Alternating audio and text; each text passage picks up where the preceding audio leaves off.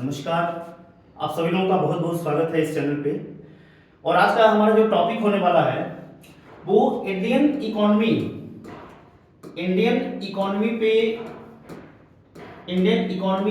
का एक टॉपिक है, GDP, GNP, NDP, NNP, real GDP plus nominal GDP, constant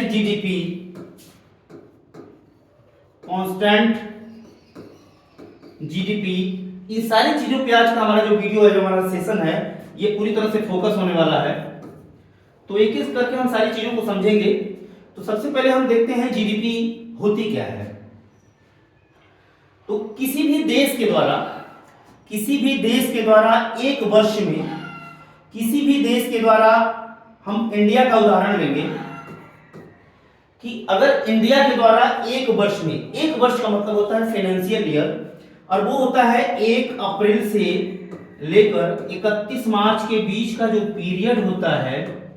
Bharat के संदर्भ की बात करें तो 1 अप्रैल से लेके 31 मार्च के बीच का जो पीरियड होता है उसी को हम कहते हैं फाइनेंशियल ईयर। उसी को हम फाइनेंशियल ईयर से संबोधित करते हैं। और इसी फाइनेंशियल ईयर के बीच की बात हो रही है कि अगर इंडिया में इस वर्ष के बीच में जितनी भी वस्तुएं, जितनी भी गुड्स और जितनी भी सर्विसेज का उत्पादन किया जाता है, जितनी भी गुड्स और जितनी भी सर्विसेज का उत्पादन किया जाता है एक वर्ष के भीतर, उन वस्तुओं के अंतिम मूल्य को, लास्ट वैल्यू को ही हम जीडीपी कहते हैं। इसको एग्जांपल के माध्यम से हम समझ रहे हैं कि अगर मान लीजिए कि इंडिया के द्वारा एक वर्ष में, एक फाइनेंशियल ईयर में अगर 10 लाख रुपए का ब्रेड का उत्पादन किया गया। हम ब्रेड को उदाहरण लेते हैं। ब्रेड के स्थान पे बिस्कुट भी हो सकता है, इलेक्ट्रिक कोई प्रोडक्ट भी हो सकता है, पंखे हो सकते हैं, फैन हो सकता है, एलईडी हो सकती है, बहुत सारी चीजें हो सकती हैं। हम ब्रेड को बस एग्जांपल के तौर पे ले रहे हैं कि अगर मान लीजिए कि इंडिया के द्वारा एक वित्तीय वर्ष में 10 लाख रुपए का ब्रेड का उत्पादन किया गया और 50 लाख रुपए का सर्विस उत्पादन किया गया। सर्विस में हम देखेंगे कि इंश्योरेंस के सेक्टर में अगर मान लीजिए एलआईसी हो रही है या फिर कोई सर्विस दी जा रही है, फिर बैंक के माध्यम से अगर कोई सर्विस दी जा रही है, कंप्यूटर के माध्यम से कोई सर्विस दी जा रही है, तो उसकी कीमत की हम बात कर रहे हैं। और वो सर्विस जैसे मान लीजिए कि हम ट्रांसपोर्टेशन की बात कर रहे हैं, परिवहन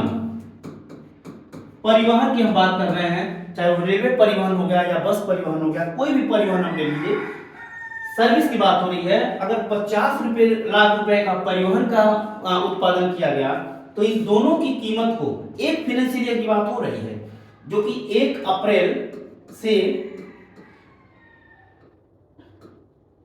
31 मार्च के बीच की पीरियड की बात हो रही है। इस पीरियड में अगर 10 लाख रुपए का ब्रेड और 50 लाख रुपए का परिवहन उत्पादन किया गया तो इन टोटल के मूल्य को ही हम क्या कहते हैं, 50 10 60 लाख रुपया, यानी कि 60 लाख रुपए का उत्पादन हुआ।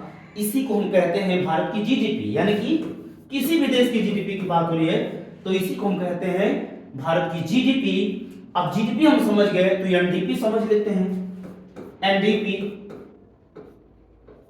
एनडीपी का पूरा नाम है नेट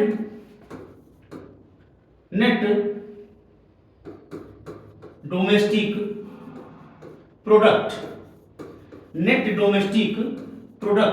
इसकी हिंदी होती है शुद्ध राष्ट्रीय उत्पाद। अब मान लीजिए कि 60 लाख रुपए का जीडीपी तो हमने उत्पादन कर लिया। अब 60 लाख रुपए यानी कि 10 लाख रुपए का जो ब्रेड उत्पादन हुआ है, तो ब्रेड किसी फैक्ट्री में ही तो बना होगा। या फैक्ट्री में या फिर किसी मशीन के द्वारा ही तो बना होगा। या अगर परिवहन दी जा रही है तो परिवहन में अगर बस का इस्तेमाल किया जा रहा है तो क्या बस में या फिर ट्रेन में कोई नुकसान नहीं होगा? होगा। अगर मशीन से उत्पादन किया जा रहा है तो मशीन में भी घिसावट होगी, मशीन की वैल्यू में भी कमी आएगी। परिवहन अगर बस से सर्विस दी जा रही है, ट्रेन से सर्विस दी जा रही है तो उसमें भी कुछ घिसावट होगी, उसकी भी वैल्यू में कुछ कमी आएगी। अगर वो वैल्यू की कमी, मान लीजिए कि अगर उनकी वैल्यू की जो कमी है वो 3 लाख रुपया है, जो परिवहन या फिर मशीन में घिसावट जो आई वो 3 लाख रुपया है। अब इसी 3 लाख रुपया को इस 60 लाख रुपया में से हम माइनस कर देंगे, इस 60 लाख रुपए में से माइनस कर देंगे तो जो हमारी वैल्यू प्राप्त हो रही है यानी कि 57 लाख रुपए, यही 57 लाख रुपया जो है हमारा एनडीपी है, यानी कि शुद्ध घरेलू उत्पाद, यानी कि 57 लाख रुपए का जो प्रोडक्शन हो रहा है वो हमारा एनडीपी है। जीडीपी समझ लिया, एनडीपी समझ लिए, अब हम एमएनपी और जीएनपी को समझ लेते हैं। एमएनपी तो जीएनपी का मतलब होता है gross national product, gross national product. हम यहां पे नोट कर देते हैं क्योंकि जीडीपी हमारी जो प्राप्त हुई है वो 60 लाख थी और एनडीपी जो हमारी प्राप्त हुई थी, जो एनडीपी प्राप्त हुआ है हमारा वो है 57 लाख रुपया, 57 लाख, और ये है 60 लाख रुपया। अब जीएनपी की बात करते हैं तो जीएनपी का जो पूरा नाम है वो है ग्रॉस नेशनल प्रोडक्ट, इसकी हिंदी होती है सकल राष्ट्रीय उत्पाद, सकल राष्ट्रीय उत्पाद। ध्यान रखिएगा कि जब हम जीडीपी की बात कर रहे थे तो जीडीपी सकल घरेलू उत्पाद था, सकल घरेलू उत्पाद था, जबकि यहां हम बात क्या कर रहे हैं, सकल राष्ट्रीय उत्पाद की बात कर रहे हैं। तो हमने मान लीजिए 60 लाख रुपए का जीडीपी निकाला था और 50 लाख का हमने एनडीपी निकाल लिया था। अब एक चीज बताइए कि अगर मान लीजिए कि ये इंडिया है, ये इंडिया है, तो इंडिया में केवल भारत के तो लोग रह नहीं रहे हैं, यहां पे नेपाल के लोग भी हैं, यहां पे जर्मनी के लोग भी हैं, यहां पे जापान के लोग भी हैं। कहने का मतलब है कि इंडिया में डाइवर्सिटी बहुत ज्यादा है, तो बहुत सारे देशों के लोग यहाँ पे निवासी रह रहे हैं। और इसी लगे हाथ हम यूएस का उदाहरण ले रहे हैं। अगर मान लीजिए यूएस है या नेपाल है, नेपाल का ही उदाहरण ले लेते हैं, किसी भी देश का उदाहरण ले रहे हैं, तो यहां भी तो इंडियन होंगे, यहां भी तो इंडियन होंगे, यहां भी इंडियन होंगे। यानी कि कहने का मतलब है कि पूरे विश्व में जिस जिस देश में इंडियन फैले हुए हैं हम उनकी बात कर रहे हैं। तो जो ये 60 लाख का उत्पादन हमारा जीडीपी हुआ था, जो ये 60 लाख का उत्पादन का जो जीडीपी हुआ था, इस 60 लाख के उत्पादन में नेपाल, जर्मनी और जापान, इन सारे व्यक्तियों का तो योगदान रहा होगा। इन योगदान को इस 60 लाख में से हम क्या करेंगे, माइनस कर देंगे। मान लीजिए कि इन तीनों के द्वारा, जो नेपाल है, जर्मनी है और जापान है, इनके द्वारा जो उत्पादन किया गया था 1 लाख था, और इसी लगे हाथ जो यूएस में या फिर नेपाल में या जापान में जो इंडियन वहां उत्पादन कर रहे हैं, मान लीजिए यहाँ पे 50,000 का उत्पादन कर रहे हैं, यहां भी 50,000 का उत्पादन कर रहे हैं। अब इनके उत्पाद को, जो इंडियन हैं, जो इंडियन हैं, उनके ये 50,000 हो गए 1 लाख। मैं सिर्फ उदाहरण दे रहा हूं, हो सकता है कि विदेशों में, केन्या में, यूगोस्लाविया में या फिर इंडोनेशिया में, म्यांमार में, थाईलैंड में, ये सारे देशों में इंडियन हैं। तो जितने उत्पादन इंडियन वहां कर रहे होंगे, इन सारे उत्पादन को हम जीडीपी में जोड़ देते हैं, इसमें जीडीपी में हम जोड़ देते हैं, और जितने ये नेपाल, जर्मनी और जापान वाले जो 1 लाख का उत्पादन किए थे उनको हम घटा देते हैं। तो मान लीजिए जब हम घटा रहे हैं 60 लाख, ये 59 लाख हो गया, 59 लाख। और जो विदेशी हमारे उत्पादन किए थे 1 लाख, हम इनको 1 लाख रुपया जोड़ देते हैं।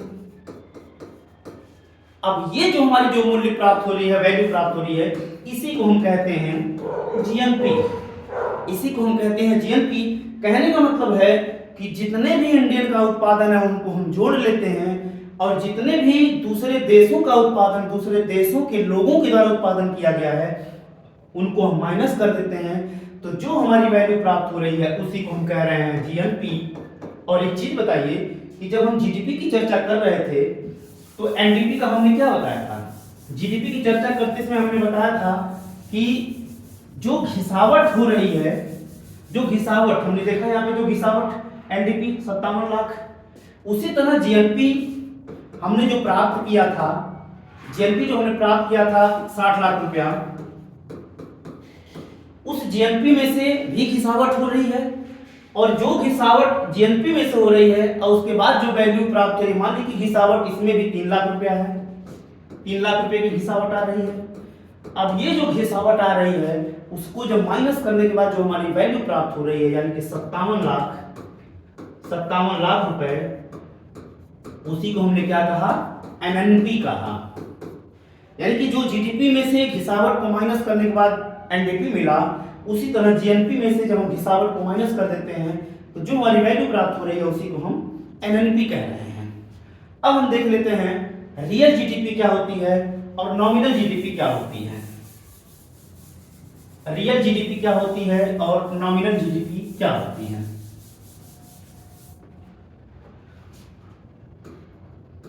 रियल जीडीपी और नॉमिनल जीडीपी। रियल जीडीपी की जब हम बात करते हैं तो हमेशा हमें एक ईयर की बात करते हैं जिसका नाम है base year. Base year, base year किसी भी देश के जो जीडीपी होती है उसका बेस ईयर एक फिक्स होता है। जैसे इंडिया का जो बेस ईयर है 2000 वर्तमान में 17 और 18 है। इसके पहले ये बेस ईयर 2011 और 12 हुआ करता था, लेकिन वर्तमान में इसको काट के 2017 और 18 कर दिया गया है। 2017 और 18 वर्तमान में बेस ईयर है। अब बेस ईयर हम समझ लेते हैं कि बेस ईयर होता क्या है। तो किसी भी देश के द्वारा एक जीडीपी के मूल्यांकन के लिए बेस ईयर को फिक्स किया जाता है और उस बेस ईयर की कीमत के अनुसार वर्तमान की कीमत का मूल्यांकन किया जाता है। जैसे एग्जांपल लेते हैं कि मान लीजिए 2017 और 18 में, आजकल टमाटर का एग्जांपल लिया जा सकता है आराम से, कि टमाटर की कीमत 2017 और 18 में मान लीजिए 60 रुपया पर केजी था। 2017 और 18 की बात कर रहे हैं। टमाटर की जो कीमत थी 60 रुपया पर केजी है, लेकिन वर्तमान की जो कीमत है 2023 और 24 में वो कीमत आपकी हो रही है 150 रुपया, कहीं कहीं पे 200 रुपया केजी भी है। हम 150 रुपया कोई उदाहरण ले रहे हैं। तो 2017-18 में 60 रुपया था और 2023-24 में 150 रुपया है। तो डिफरेंस कितना आ रहा है? डिफरेंस आ रहा है 90 रुपए का। यानी कि 90 रुपए का ये जो कीमत है, इसी को हम कहते हैं इन्फ्लेशन, यानी कि मुद्रास्फीति। इसी को हम कहते हैं इन्फ्लेशन, जिसकी वजह से टमाटर की कीमत में वृद्धि हुई है। यानी कि बेस ईयर हमारा क्या है? 2017-18। वर्तमान की कीमत 2023-24 में 150 रुपया किलो है। तो यानी कि जो अगर जो हमने 60 लाख रुपए का, पहले के स्लाइड्स में हमने देखा, जो 60 लाख का हमने जीडीपी निकाला था, इस 60 लाख में वर्तमान की कीमत की बात हो रही है।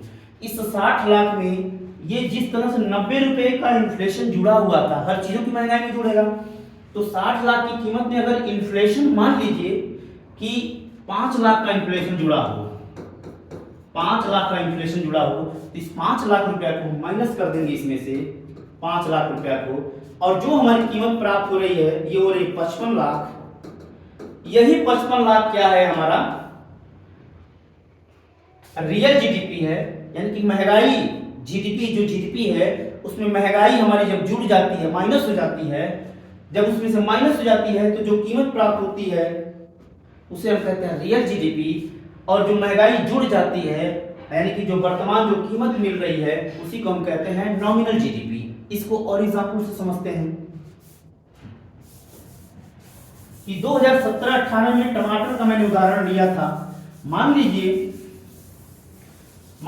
कि जो हमने उदाहरण लिया टमाटर का, उसी तरह बहुत सारी चीजों में महंगाई वृद्धि होगी। तो 2017 और 18 में जो जीडीपी था हमारा 60 लाख रुपया था, हम उदाहरण लेते हैं 60 लाख रुपया था। और इस 60 लाख में जो वस्तुओं की कीमत 2017-18 में थी, 2023 और 24 में आके इन वस्तुओं की कीमत 70 लाख हो गई है। हर चीजों में मूल्य में वृद्धि होती है। तो वृद्धि कितनी हुई? 10 लाख की, 10 लाख रुपए की वृद्धि हुई। यानी कि ये 10 लाख जो है ये मुद्रास्फीति को दर्शा रहा है, इन्फ्लेशन को दर्शा रहा है। ये मुद्रास्फीति को दर्शा रहा है जो 10 लाख रुपया है। यानी कि ये जो 60 लाख रुपया है, यही 60 लाख रुपया रियल जीडीपी है, और ये जो 70 लाख रुपया है ये हमारा नॉमिनल जीडीपी है। ये हमारा नॉमिनल जीडीपी है। अब 17-18 हमने पता ही है कि बेस ईयर क्या होता है, बेस ईयर के कंपेयर में हमने इसे किया। अब जो रियल जीडीपी है इसको कई अन्य नाम से भी जानते हैं। जो रियल जीडीपी है इसको हम रियल जीडीपी को कांस्टेंट जीडीपी भी कहते हैं, कांस्टेंट जीडीपी भी कहते हैं।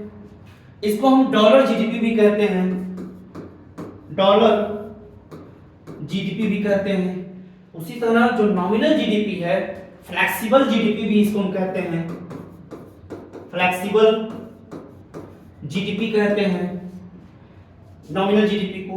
क्योंकि जो इसमें महंगाई जुड़ रही है, ये जो रियल जीडीपी है, रियल जीडीपी में जो महंगाई जुड़ गई, उस महंगाई की वजह से नॉमिनल जीडीपी की वैल्यू में वृद्धि हो गई। यानी कि रियल जीडीपी तो वही रहा, लेकिन जो वृद्धि हो गई वो नॉमिनल जीडीपी में ऐड हो गई। इसीलिए हमारा अंतर भी क्लियर हो गया। तो ठीक है, तो मेरे ख्याल से आप लोगों को वीडियो अच्छा लगा होगा। जितने भी टॉपिक मैंने डिस्कस किए आप लोगों को समझ में जरूर आया होगा। जैसा भी होगा आप लोग जरूर कमेंट करके बताइएगा कि वीडियो हमारा कैसा रहा। और जो भी टॉपिक आपको लगे कि हमें इस टॉपिक को समझना चाहिए, उस टॉपिक को कमेंट में जरूर आप डिस्कस कर दीजिए, बता दीजिए, हमें भी अच्छा लगेगा।